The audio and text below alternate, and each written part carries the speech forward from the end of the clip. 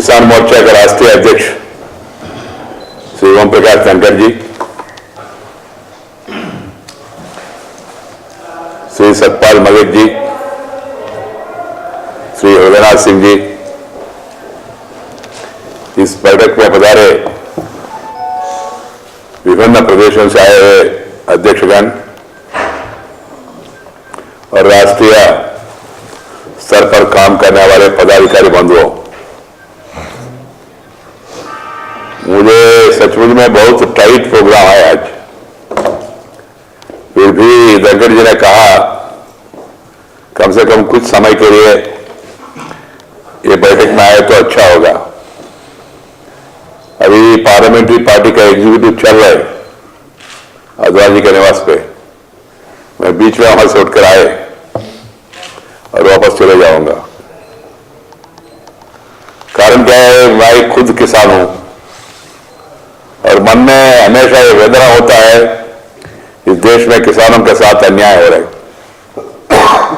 मैं हमेशा कहता हूं parliament, planning commission, political parties, press, सब लोग अर्बन इलाका और संगठित क्षेत्र में काम करने वाले लोग उनके बारे में ज्यादा रुचि लेते और सहानुभूति भी रखते। हमारा इलाका में रहने वाले लोग, ग्रामीण इलाके में रहने वाले लोग ज्यादा से अनपढ़, असंगठित, असहाय और निसहाय होके हमेशा रोते रहते। इसलिए नेता लोग, हम सब लोग ग्रामीण क्षेत्र के बारे में, खेती के बारे में ज्यादा सा इंपॉर्टेंस देना चाहिए। ये हमेशा बोलते रहना चाहिए, नेताओं को याद दिलाते रहना चाहिए। मित्रों, मैं आज कोई लंबी भाषण करने वाला नहीं हूं।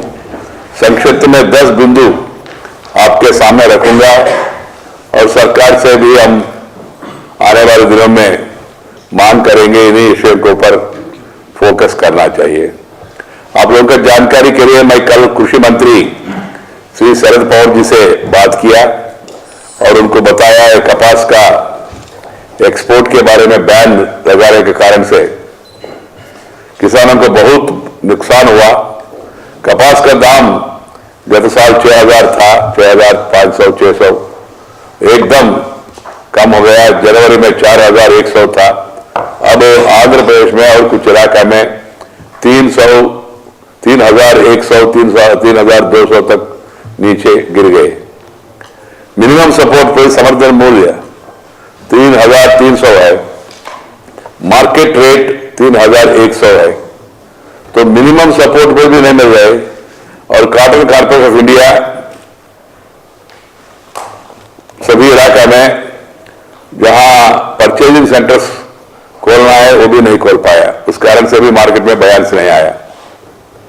गुजरात में, महाराष्ट्र में, कर्नाटक में, आंध्र प्रदेश में, इस सभी इलाके में जहां भी कपास का उत्पादन होता है सभी इलाके में संकट स्थिति है। मैंने मंत्री महोदय को इन विषयों के बारे में कल अवगत कराया और मंत्री महोदय ने कल मुझे बताया वो भी इस मत का है ये एक्सपोर्ट के ऊपर बैन हटाना चाहिए और आपस में चर्चा कर रहे। और इलेक्शन कमीशन कुछ कोड ऑफ कॉन्डक्ट के कारण से आंध्र प्रदेश में मुख्य रूप में कुछ उपचुनाव हो रहे और अन्य इलाकों में हो रहे, इसलिए इलेक्शन कमीशन से भी बात कर रहे, बाद में बैन हटाएंगे ऐसा कहा उन्होंने। अभी अभी हम पार्लियामेंट्री पार्टी एग्जीक्यूटिव में भी इसको एक मुख्य बिंदु के रूप में जब सदन का समावेश प्रारंभ होगा, पहली मुद्दा होगा कि कपास के ऊपर जो बैन लगाया उसको हटाने के लिए हम सब लोग मिलकर मांग करेंगे। ऐसा भी मैंने प्रस्ताव रखा और आडवाणी जी, सुषमा जी सब लोगों ने इसको स्वीकार किया है वहां मीटिंग में भी। इसलिए पहला दिन ही किसानों के समस्या के ऊपर हम लोग पार्लियामेंट में इश्यू रेज करेंगे। मित्रों, इस बीच में आप लोगों को याद होगा सर्वोच्च न्यायस्थान ने, सुप्रीम कोर्ट ने एक जजमेंट दिया है, आदेश दिया है।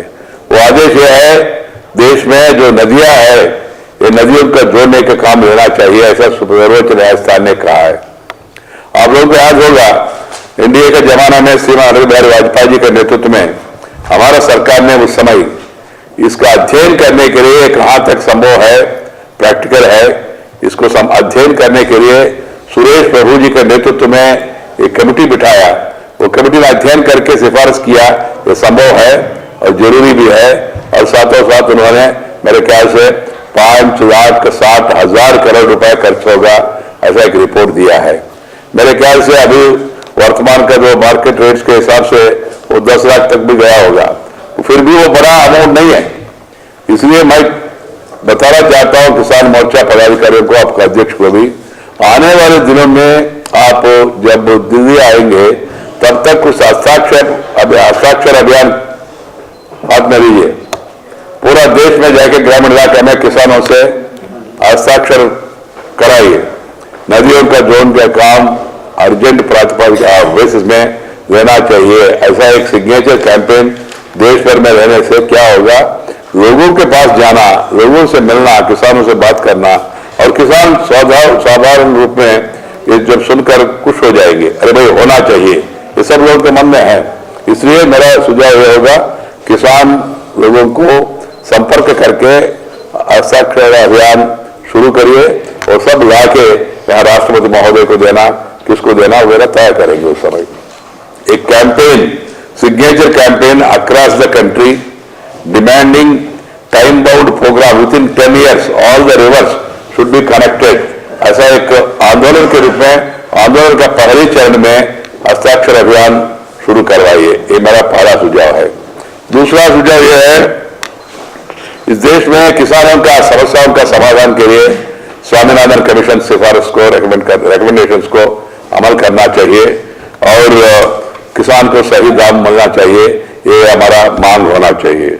और उसके साथ ही साथ तीसरा वाला जो इनपुट्स है, एग्रीकल्चर इंप्लीमेंट्स, ट्रैक्टर्स है, स्पेयर पार्ट्स है, ऑयल है, डीजल है, इसके ऊपर जो टैक्सेस है, सीड है, इसके ऊपर जो टैक्सेस है वो टैक्सेस कम करना चाहिए। कारण क्या है, खेती बहुत जरूरी है, सबको अन्न देने वाले किसान के लिए इतना मदद मिनिमम करना चाहिए। चौथा है इंश्योरेंस। इंश्योरेंस के बारे में किसानों में और भी प्रचार होना चाहिए और सरकार से भी हमारा मांग होना चाहिए, ये क्रॉप इनकम इंश्योरेंस स्कीम लागू करना चाहिए। जितना जल्दी लागू करे तो उतना अच्छा होगा, वो भी एक इंपॉर्टेंट इश्यू के रूप में लेना चाहिए। पांचवा है, भारत को एक फूड जोन, पूरा देश में एक ही फूड जोन होना चाहिए। इंटरनल रेस्ट्रिक्शन प्रदेश के बीच में वो जो पाबंदी है उसको हटाना चाहिए। कुछ इलाके में हमारा आंध्र प्रदेश में तो एक जिले से दूसरे जिले में नहीं ले जा सकते आप, विचित्र स्थिति है। जनता पार्टी ने मोरारजी भाई का सरकार में, वाजपेयी जी के जमाने में उस समय हमने एक फूड जोन डिक्लेयर किया, उस कारण से महंगाई भी कम हो गया, किसानों को भी सही दाम पे मिला और सामान्य आम जनता को भी सही दाम पे मिला है। इसलिए India as one food zone वो एक इश्यू होना चाहिए। और साथ ही साथ एक्सपोर्ट अलाउ करना चाहिए कि अभी कॉटन का मामला आया, कॉटन एक्सपोर्ट अलाउ करना चाहिए और गेहूं चावल जो भी उसका डिमांड होता है, देश में जो पर्याप्त गेहूं हमारे पास रहता है, बफर स्टॉक रहने के बाद एक्स्ट्रा जो प्रोड्यूस है उसको एक्सपोर्ट करने के लिए परमिशन देना चाहिए, ये भी एक मांग होना चाहिए। और साथ ही साथ इस देश में पावर प्रोजेक्ट्स के बारे में ये एक विषय है, आने वाले दिनों में किसान मोर्चा इस विषय के ऊपर भी ध्यान देना चाहिए। किसानों को नुकसान करने वाला एक इंपॉर्टेंट मामला है देश भर में सभी इलाके में बिजली पर्याप्त नहीं है। पॉलिटिकल लीडर्स वोट बैंक राजनीति के कारण से मुफ्त में बिजली देंगे, मुफ्त में बिजली माने फ्री पावर माने, पहले लो पावर होगा बाद में नो पावर होगा, ये स्थिति है। बिजली उत्पादन नहीं हुआ तो मुफ्त में कहां से देंगे? 6 घंटे 7 घंटे 8 घंटे भी नहीं दे पा रहे, कारण क्या, उनके पास उत्पादन नहीं है। और इंडस्ट्री का डिमांड भी बढ़ रहे है, शहरी इलाका बढ़ रहा है, उसके कारण से वहां बिजली का उपयोगिता भी ज्यादा हो रहा है। इसलिए हम हमारा ओर से किसान मोर्चे का किसान मोर्चे का प्लेटफॉर्म से हर एक जगह पे ये आवाज उठाना चाहिए, central government and state government should together complete the power project on a time bound programme, ये एक मांग होना चाहिए, उसके ऊपर ज्यादा विशेष ध्यान देना चाहिए। और इसके साथ ही साथ मित्रों, देश भर में ये गोडाउन्स का निर्माण करने का काम बहुत जरूरी है। फूड कॉर्पोरेशन ऑफ इंडिया गत 7 साल में ये यूपीए का जमाना में 1 टन का सामर्थ्य नहीं बढ़ाया उन्होंने। इसलिए हमारा मांग होना चाहिए एक time bound programme to have 1 godown each mandal minimum. Food Corporation of India के द्वारा, सेंट्रल वेयर हाउसिंग कॉर्पोरेशन के द्वारा और स्टेट वेयर हाउसिंग कॉर्पोरेशन के द्वारा, प्राइवेट सेक्टर के द्वारा, प्राइवेट सेक्टर को भी प्रोत्साहन देना चाहिए, उनको जमीन देना चाहिए, उनको सब्सिडाइज इंटरेस्ट रेट में लोन देना चाहिए, तभी गोडाउन्स का निर्माण बढ़ेगा। गोडाउन्स का निर्माण बढ़ने से हमारा स्टोरिंग कैपेसिटी बढ़ेगा, किसान को जब दाम मिलेगा तब वो बेचेंगे, तब तक वो वहां स्टोर करेंगे। ये भी बहुत जरूरी है गोडाउन्स का। और साथ ही साथ अगला पॉइंट है फूड प्रोसेसिंग। फूड प्रोसेसिंग बहुत इंपॉर्टेंट फैक्टर है। टमाटो केचप हम मार्केट में खरीद करते हैं, कितना कास्ट होता है एक ट्यूब में? आधा ट्यूब खाली होता है, बाकी आधा ट्यूब में। और वो टमाटो उत्पादन करने वाले किसानों को कितना मिल रहा है? कारण क्या है? वो पेरिशेबल आइटम है, तुरंत खराब हो जाता है। इसलिए उसके लिए भी व्यवस्था होना चाहिए। फूड प्रोसेसिंग इंडस्ट्री के बारे में हम रुचि देना चाहिए, time bound programme food processing को देना चाहिए और वो सब्सिडाइज इंडस्ट्री को सब्सिडाइज इंटरेस्ट में लोन देना चाहिए। ये एक प्रायोरिटी होना चाहिए। और साथ ही साथ ये इन विषयों के साथ हमारा देश में कृषि क्षेत्र में एक नया कृषि नीति लाने का बहुत जरूरी है। कारण है खेती लाभदायक नहीं है। किसान खेती छोड़ के शहरी इलाके के लिए जा रहे, पलायन कर रहे, ये देश के हित में नहीं है। इसलिए इसके रोकने के लिए क्या करना चाहिए? नया कृषि नीति लाना चाहिए और कृषि को लाभदायक बनाना चाहिए। और उसके लिए जो मैंने बताया 10 पॉइंट्स, ये सब इंप्लीमेंट करना चाहिए, बहुत जरूरी है। मैं हमेशा बताता हूं आजकल देश में 40% किसान लोग अपना नया पीढ़ी, अपना घर में बच्चा वो खेती करने के पक्ष में नहीं है। लोग खेती छोड़ के और कुछ उद्योग के लिए और कोई नौकरी के लिए, छोटी मोटी नौकरी मिले तो भी पर्याप्त है, ठीक है, ऐसा करके लोग जा रहे। People are leaving agriculture and they are moving towards towns and they want to take up different employment. They don't want to spend time in agriculture for their children. So this is a very dangerous tendency है। इसलिए ये tendency को रोकने के लिए एक नया कृषि नीति लाना चाहिए। वो कृषि नीति का बेसिस, आधार स्वामीनाथन कमीशन का रिकमेंडेशन होना चाहिए। स्वामीनाथन कमीशन ने, सरकार ने वो कमीशन को नियुक्ति किया, वो कमीशन का सिफारिश सरकार के पास है और सरकार वो कमीशन का सिफारिश के ऊपर बैठे हैं, कुछ कदम नहीं उठा रहे। इसलिए हमारा मांग होना चाहिए implement Swaminathan commission recommendations, bring new agriculture policy.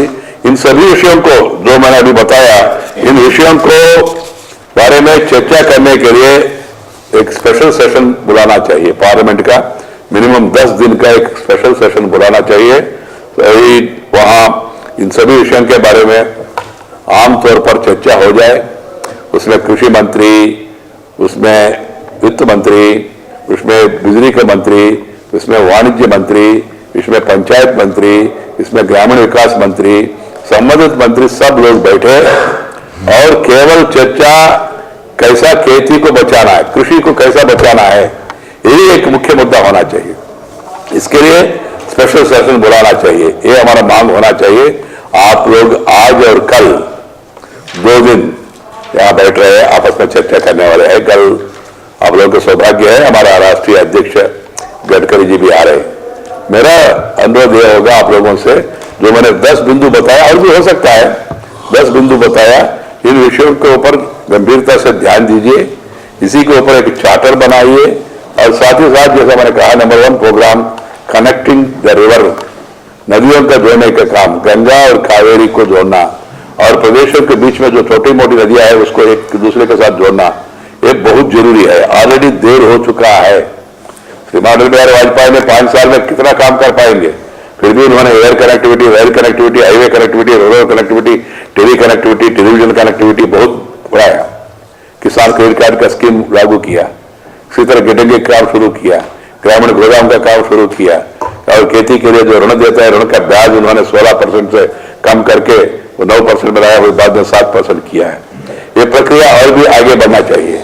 इसके लिए एक स्पेशल सेशन बुलाना और पार्लियामेंट के अंदर इन विषयों के बारे में विस्तार से चर्चा होना चाहिए।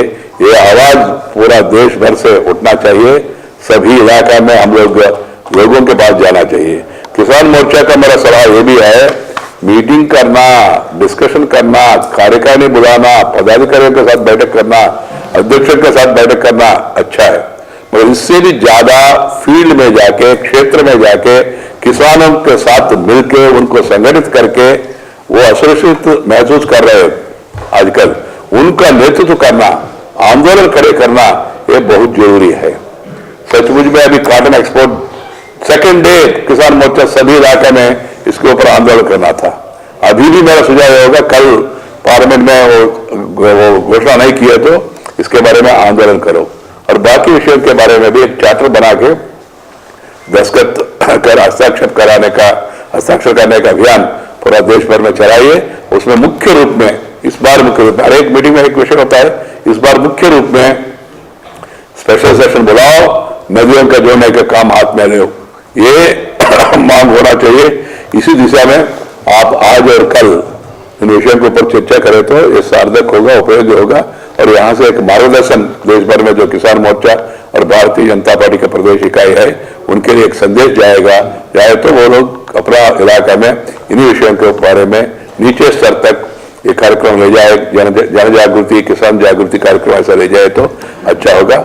जैसा मैंने शुरू में कहा, ज्यादा कुछ करने का जरूरत नहीं, इन बिंदुओं के ऊपर ज्यादा ध्यान दीजिए और क्षेत्र में काम करिए। क्षेत्र में काम करना, किसानों के साथ रहना, किसानों के साथ रहना, ग्राम में नाइट हाल्ट करना, ऐसा फ्लाइंग बाय नाइट ऐसा नहीं होना चाहिए। गए आए शाम को वापस आए शहर में, गांव में रहना चाहिए किसानों के बीच में, तभी आपका अनुभव बढ़ेगा। मैंने खुद अनुभव किया, मैं बता रहा हूं, मैं बचपन से लेकर घूमता रहता हूं। जब मैं विधायक था, मेरा क्षेत्र में 222 गांव था, 222 गांव। मैं गांवों में जाके वह एक गांव में नाश्ता, एक गांव में लंच, एक गांव में चाय शाम को, एक गांव में रात्रि का विराम, रात का विराम, अविराम भी गांव के बीच में सब लोग मिलकर हम लोग वहां चारपाई लेकर वहीं सोते थे। मैं लोगों के सलाह इन विषयों के ऊपर ज्यादा ध्यान दीजिए। मेरे ओर से इतना है, बहुत बहुत धन्यवाद और सबको शुभकामनाएं हैं।